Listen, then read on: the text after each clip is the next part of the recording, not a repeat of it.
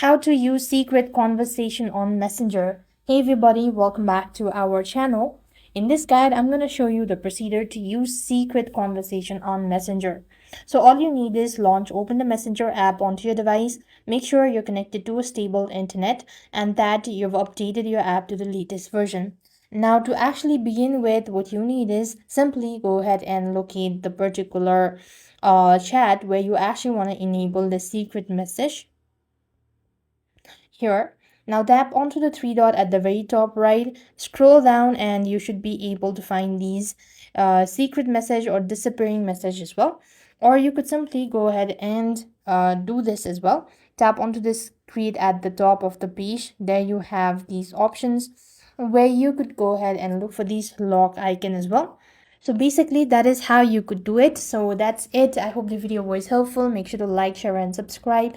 Thank you for watching. See you in the next video.